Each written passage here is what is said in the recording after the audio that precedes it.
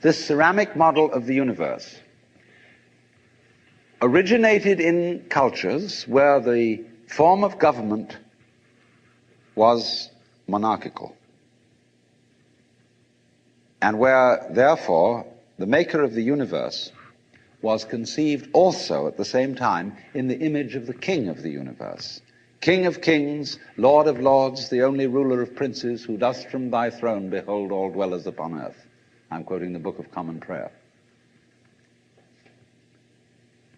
And so all those people who are oriented to the universe in that way feel related to basic reality as a subject to a king.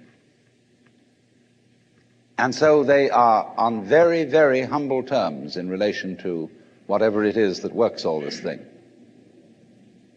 I find it odd in the United States that people who are citizens of a republic have a monarchical theory of the universe,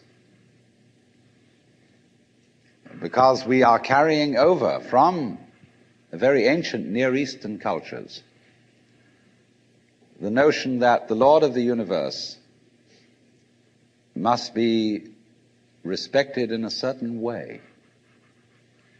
People kneel, people bow, people prostrate themselves. And you know what the reason for all that is? That nobody is more frightened of everybody else than a tyrant. He sits with his back to the wall, and his guards on either side of him. And he has you face downwards on the ground because you can't use weapons that way. When you come into his presence, you don't stand up and face him because you might attack. And he has reason to fear that you might, because he's ruling you all. And the man who rules you all is the biggest crook in the bunch, because he's the one who's succeeded in crime. The other people are pushed aside because the criminals, the people we lock up in jail, are simply the people who didn't make it. So naturally, the real boss sits with his back to the wall and his henchmen on either side of him.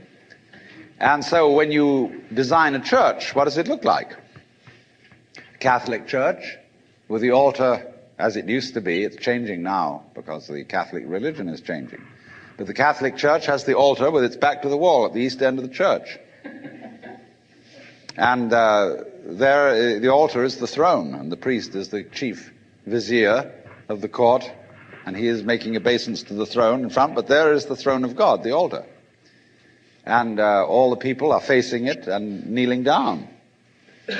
And a great Catholic cathedral is called a basilica, from the Greek basileus, which means king. So a basilica is the house of a king. And the ritual of the Catholic Church is based on the court rituals of Byzantium. A Protestant church is a little different, but basically the same. The furniture of a Protestant church is based on a judicial courthouse. The pulpit. The judge in an American court wears a black robe. He wears exactly the same dress as a Protestant minister. And everybody sits in these boxes. Like there's a jury box, there's a box for the judge, there's a box for this, a box for that, and those are the pews in an ordinary kind of colonial type Protestant church.